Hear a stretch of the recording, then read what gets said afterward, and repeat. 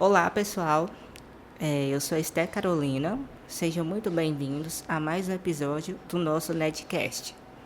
Como sabemos, Outubro Rosa é um mês de conscientização, de amor e de vida.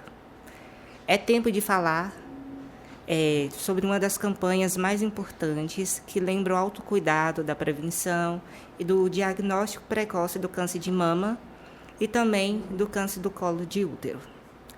Hoje vamos conversar sobre esses dois tipos de câncer que mais afetam as mulheres e também a saúde mental durante esse processo. Para isso, temos duas convidadas especiais, a doutora Juliana Pires, médica mastologista, e a psicóloga da instituição Josiane Pires. Sejam muito bem-vindas. Gostaria que vocês se apresentassem e falassem um pouquinho sobre o trabalho de vocês. Boa tarde, muito obrigada pelo convite. Eu sou Juliana e eu trabalho aqui na instituição há alguns anos no curso de medicina, já trabalhei também no curso de fisioterapia, trabalho também no Hospital Dilson Godinho e há mais ou menos 14 anos eu trabalho em Januária, no Centro Especializado de Atendimento, o CEAI Viva Vida. Lá eu atuo como mastologista, atendo pacientes há muitos anos e as pacientes em que eu preciso trazer para Montes Claros, eu realizo procedimentos lá, faço biópsias e encaminho para Montes Claros. Então é um trabalho em conjunto em Montes Claros e Januária. Boa tarde, eu sou a Josiane, sou psicóloga por formação, atuo aqui na instituição, na AFIA, Centro Universitário do FIPMOC, como psicóloga já há um pouquinho mais de 2 anos e atuo também como psicóloga clínica há um pouquinho mais de 5 anos. Então estou aí nessa caminhada e é um prazer estar aqui hoje participando com vocês para que a gente discuta, né, sobre esse tema tão importante e tão relevante. Doutora Juliana, o que representa o Outubro Rosa e qual a importância dessa campanha? O mês de outubro ele foi considerado um mês importante para que a gente possa lembrar dessa doença que é extremamente predominante, que é o câncer de mama, que ainda é uma das doenças que mais acomete e mata mulheres, né, sendo a segunda causa de morte, perdendo apenas para os cânceres de pele. E é importante falar sobre no Outubro Rosa para que as pessoas tenham consciência da importância de não só buscar tratamento, mas das medidas de prevenção também. Muito bom. Na sua concepção, como as mulheres podem entender melhor o papel da prevenção e o impacto disso na redução da mortalidade? Falar de prevenção é o ponto mais importante. A gente precisa de falar de prevenção, que é aquilo que se faz em casa todos os dias. A gente precisa de se alimentar bem. A alimentação é fundamental para uma boa saúde. E a gente tem que pensar não apenas em falar de comer frutas e verduras, diminuir frituras, diminuir alimentos ricos em gordura e sal. A gente precisa pensar de que maneira que a gente está obtendo essas frutas. Hoje está muito fácil ir num supermercado, num sacolão e comprar alimentos e às vezes a gente não sabe nem o que é que vem nesses alimentos. Então eu sou muito defensora do tipo de alimento da fruta da estação, da fruta do quintal, da valorização daquele alimento, da agricultura familiar, da agricultura menor, uma agricultura sem ser essa agricultura de grande escala, porque com isso a gente vai conseguir obter alimentos mais saudáveis, de preferência alimentos orgânicos, apesar da gente saber que são alimentos mais caros, mas é importante a valorização desse pequeno produtor e obter alimentos desse pequeno produtor, porque esse alimento ele vem mais saudável para a gente sente nitidamente a diferença de uma fruta do quintal, uma fruta que não tem tanto agrotóxico, de uma fruta comprada no supermercado com uma quantidade enorme de produtos que geram um amadurecimento muito rápido dessa fruta e acaba perdendo a qualidade. Então, assim, para mim, prevenção é a alimentação, mas a gente também não pode falar que a alimentação só é o suficiente. É preciso pensar na alimentação hoje. Muito bem. Quais os fatores de risco mais conhecidos para o câncer de mama? Os fatores de risco mais conhecidos para o câncer de mama e para outros tipos de câncer são tabagismo, etilismo e a obesidade. Então, a obesidade vem junto do sedentarismo, vem junto, novamente, de uma alimentação não saudável, uma alimentação rica em alimentos gordurosos. Então, fator de risco, a gente pode considerar alimentos defumados, alimentos embutidos, muita salsicha, linguiça, presunto, mortadela, salame. São alimentos que são muito frequentes na nossa mesa, mas não deveriam ser com tanta frequência. Não é proibido ingerir esses alimentos, mas não pode ser numa grande frequência. Isso não pode ser a base da alimentação. O cachorro-quente não pode ser a base da alimentação de uma família. Então, a gente precisa de pensar em prevenção, novamente, pensando em alimentação. Porque, do mesmo jeito que a alimentação te protege, ela pode ser um dano também. Doutora, o autoexame ainda é indicado e com que frequência a mamografia deve ser feita? Bem, o autoexame é um exame muito importante porque é uma maneira da pessoa se conhecer, da mulher se conhecer e identificar possíveis modificações no seu corpo, nas suas mamas. Então, é importante fazer o autoexame, de preferência após o período menstrual. É lógico que o autoexame não detecta lesões iniciais. A detecção de um nódulo ao autoexame é de 2, 3 centímetros. Antes isso do que uma detecção de uma lesão de 5. Então, é importante ainda fazer o autoexame. Agora, quanto à mamografia, nós tivemos um avanço enorme neste ano de 2025. A Sociedade de Mastologia há 15 anos tenta trazer a faixa etária de cobertura para mamografia para abaixo de 50 anos, a partir de 40. E neste ano a gente conseguiu que a mamografia fosse disponibilizada pelo SUS para pessoas com 40 anos até 74 anos. Então, foi um grande avanço porque a mamografia mostra diagnóstico precoce. Uma lesão vista na mamografia, ela pode aparecer até 4, 5 meses antes da detecção ao exame físico. Então, a mamografia traz uma oportunidade de um diagnóstico muito mais precoce do que o que é uma lesão palpável. E por isso é fundamental fazer a mamografia. A gente vai oferecer para um grupo de 40 a 59 anos a oportunidade desse diagnóstico precoce. Muito bom. O que as mulheres precisam observar no próprio corpo para buscar ajuda médica? Elas precisam observar alterações discretas nas suas mamas, a percepção de nódulos, a percepção de alteração no mamilo. Às vezes o paciente relata assim, meu mamilo está fixo, está invertido, não sai. Isso é um sinal preocupante. Ou começou a ter secreção mamilar sanguínea, comecei a apresentar sangue pelo mamilo, de sujar a roupa, de manchar a roupa íntima ou o sutiã. E essa secreção mamilar, ela pode ser um sinal de uma lesão maligna, além de alterações nas axilas e retrações. A pele da mama pode mudar.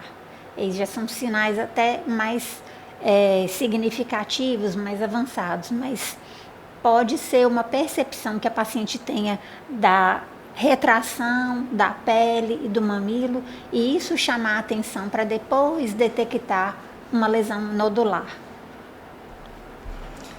Algo que a mulher possa fazer no dia a dia para reduzir o risco, como alimentação, exercício, amamentação?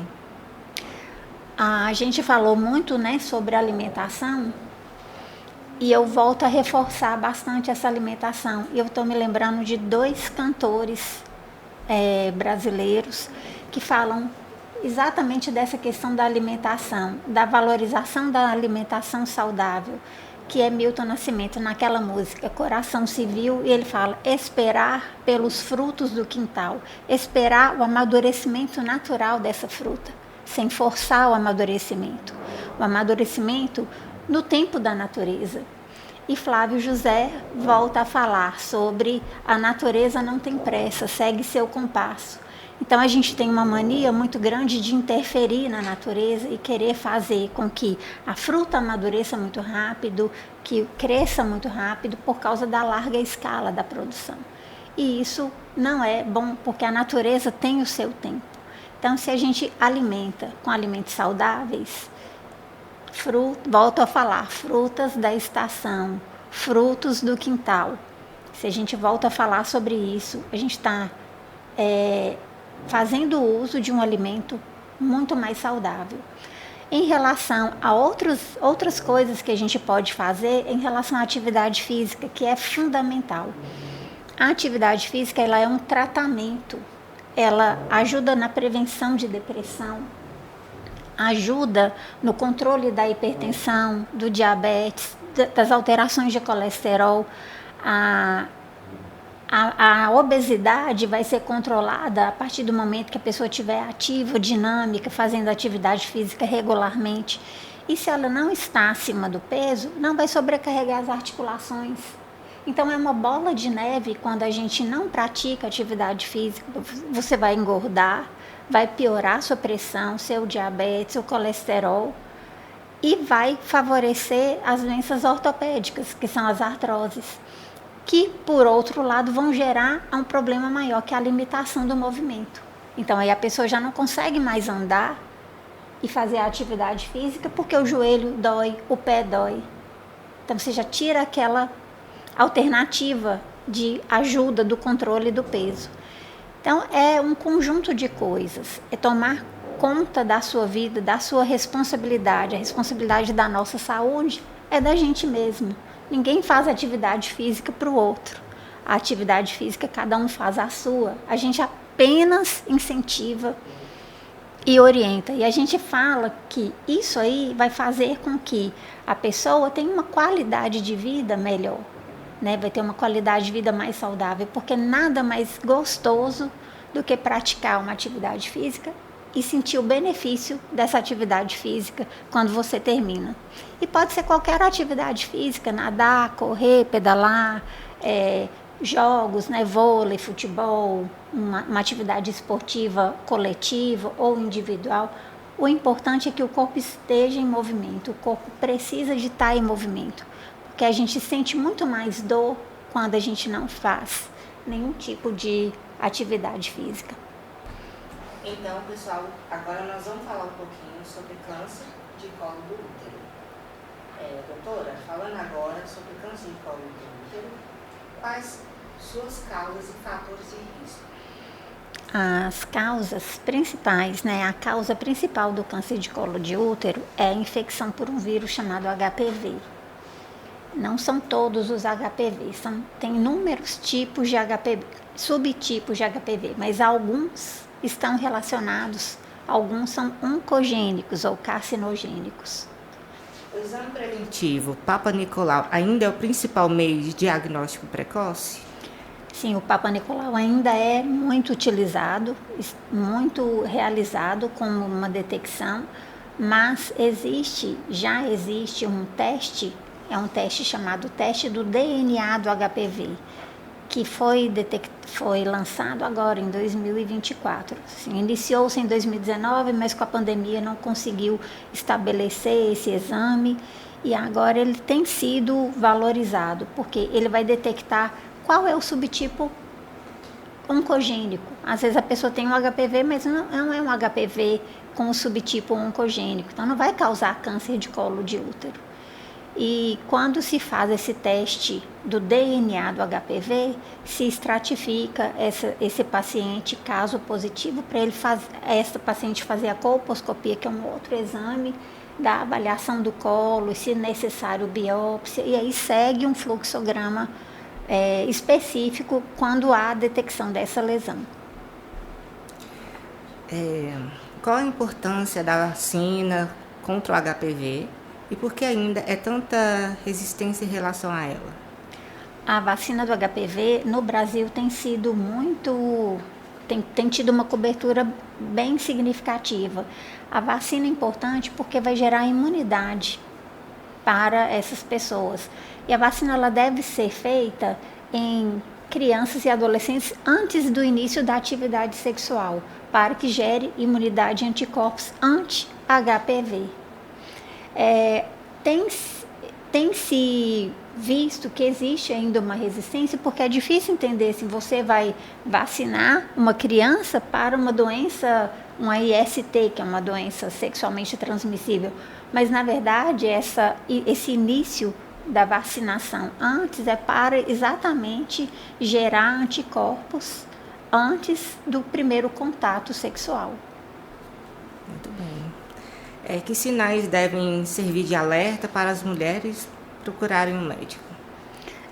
São sinais de algum sangramento não menstrual, um sangramento vaginal não menstrual fora do período menstrual, ou um sangramento que pode acontecer pós-relação sexual, ou sangramento pós-coito, porque se existe alguma lesão naquele colo, durante a relação sexual, aquele colo pode sangrar e manifestar um sangramento, né, e chamar a atenção para que ali pode ter alguma lesão. Sabemos que receber um diagnóstico de câncer, seja de mama ou de colo do útero, muda completamente a vida da mulher. E cuidar da mente é tão importante quanto cuidar do corpo. Doutora Josiane, o que acontece emocionalmente com a mulher ao receber um diagnóstico como este? Então, é de fato um momento bem delicado, né? É um momento de muita vulnerabilidade, porque quando uma mulher ou qualquer outro paciente recebe um diagnóstico, como o diagnóstico de câncer, a gente entende que não é fácil, né? Então, é um momento em que essa paciente, ela vai viver ali, vai vivenciar um misto de emoções. E, geralmente, emoções desconfortáveis, né? Então, o medo, a tristeza, a culpa, até a raiva, né? São emoções que essa pessoa pode experimentar. Porque a gente entende que o diagnóstico de câncer, ele ainda tem um poder simbólico muito forte, né? Está associado à ideia de finitude, à ideia de fragilidade. Então, muitas pessoas recebem esse diagnóstico como uma sentença de finitude. E para aquelas pessoas que talvez não recebam dessa maneira, elas já vão também pensar lá na frente, né, em todo o processo, em todo o tratamento. Então, é um turbilhão de emoções, né? Não é nada confortável e fácil para essa pessoa. E nesse processo, a gente entende que é muito importante que essa pessoa tenha um acolhimento emocional, que essa pessoa receba o devido suporte, né? Seja de um profissional da área da saúde mental, ou seja, da família, de amigos, que é muito importante, que faz muita diferença, para que ela consiga organizar, né, essas emoções e passar por esse processo de uma forma mais leve, de uma forma mais equilibrada. A senhora acredita que o apoio psicológico deve começar logo no diagnóstico, durante o tratamento ou depois? Então, o apoio psicológico, né, o ideal é que inicie já no processo diagnóstico, né? Na verdade, eu defendo que nós devemos procurar apoio psicológico em todas as fases, né, da nossa vida. Mas nesse contexto em específico, o ideal é que já inicie, né, já no processo de diagnóstico, porque a gente sabe, a gente entende que é um processo, né, é um momento em que essa paciente, ela vai passar por situações, né, difíceis, né, de decisões, de medos, de angústias, e ter esse apoio faz toda a diferença. Então, é importante sim, né, que essa paciente tenha um apoio psicológico durante todo o processo, do início até o final, né, porque a gente entende que todas as fases desse processo, ele tem as suas próprias demandas, né. Então, no início e durante o tratamento, né, o foco pode ser no enfrentamento da doença, né? Pode ser na orientação sobre a importância de aderir ao tratamento, né? De acatar ali as orientações médicas. E, posteriormente, o foco ele pode ser, por exemplo, né? Na retomada da rotina, né, dessa paciente, aí, na ressignificação da identidade, na prevenção de recaídas emocionais. Então, se possível, né, até posteriormente o tratamento, seguir com apoio psicológico é de fato essencial e faz com certeza toda a diferença. Como a família e os amigos podem oferecer apoio sem invadir o espaço emocional da mulher? Essa questão é muito importante. E bem delicada, né? E também bem delicada, sim, também.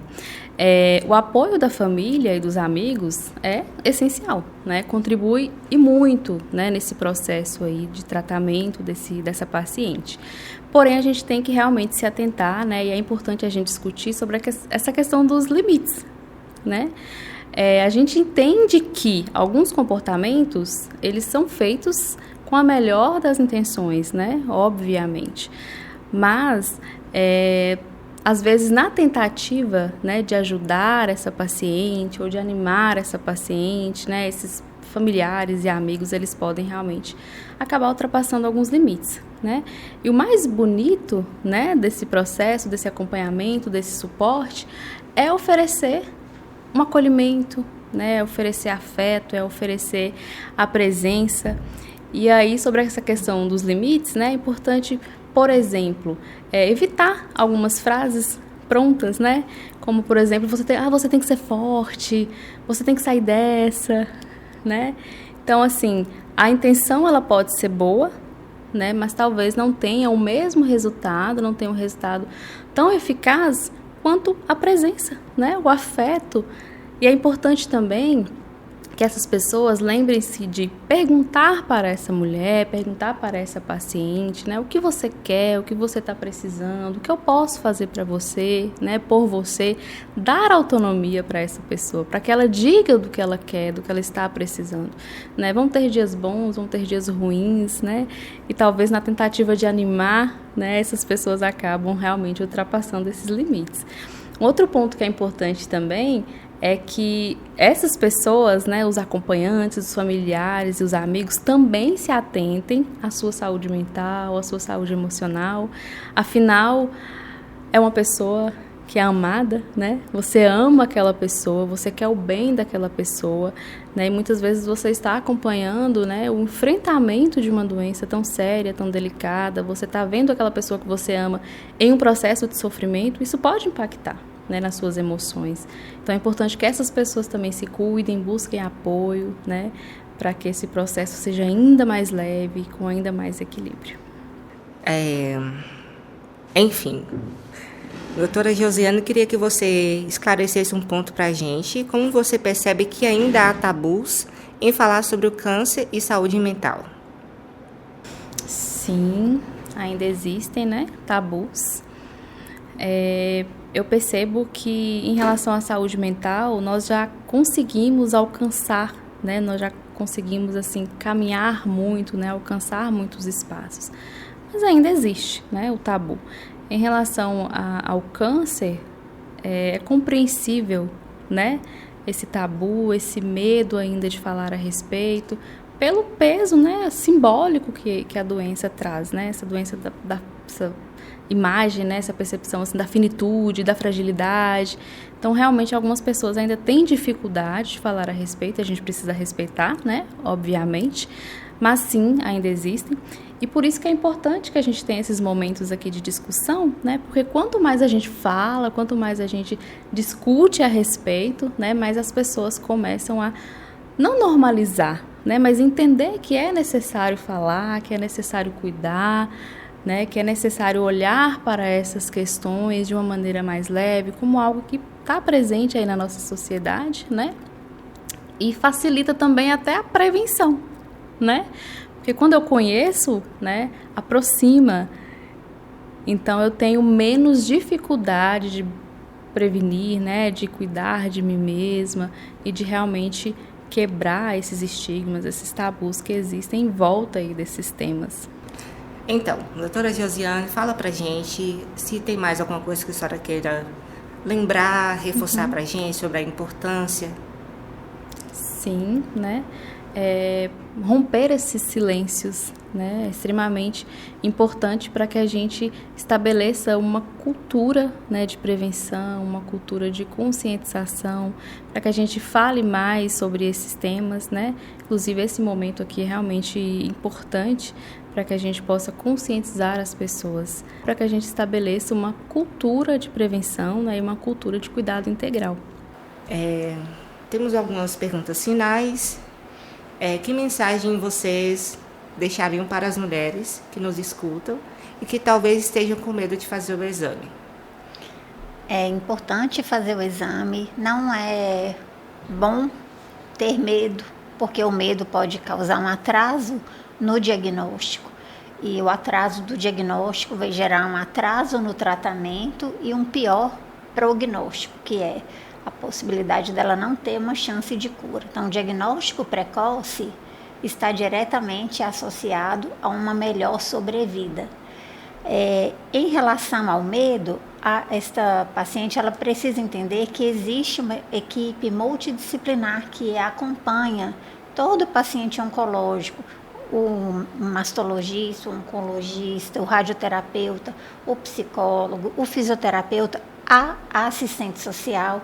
Então, são várias pessoas que estão preparadas para dar esse suporte durante o diagnóstico e durante o tratamento. Por isso é importante tentar não atrasar o tratamento, não atrasar o diagnóstico, porque a gente vai conseguir oferecer o melhor tratamento, às vezes até evitando uma quimioterapia, se esse diagnóstico for bem inicial, então pode diminuir o tempo de tratamento.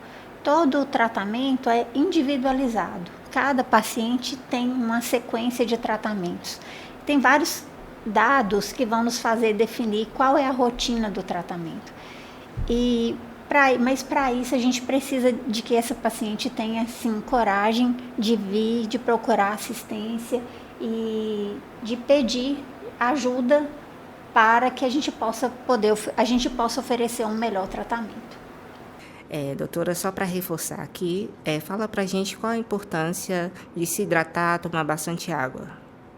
A gente mora numa cidade bem quente e a hidratação é fundamental. Quando a gente ingere água, a gente toma a água, a gente está protegendo nossos rins, nosso intestino, nosso coração.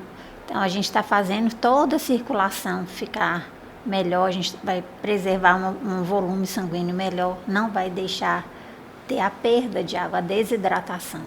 Então, é fundamental a ingesta de água, fazendo atividade física ou não, porque a gente perde água o tempo todo falando no suor, na transpiração.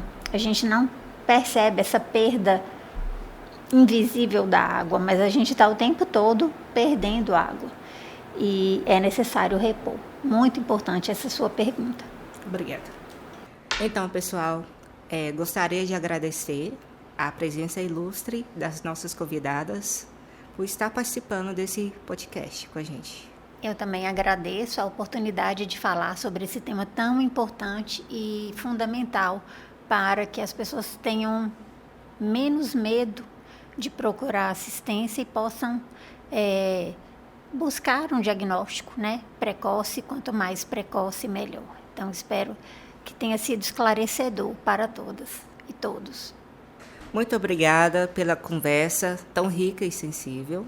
Que esse episódio inspire cada mulher a olhar para si com amor, responsabilidade, coragem. E vocês que nos ouvem, lembre-se, prevenir é um ato de amor com o corpo, com a mente e com a vida. Até o próximo episódio.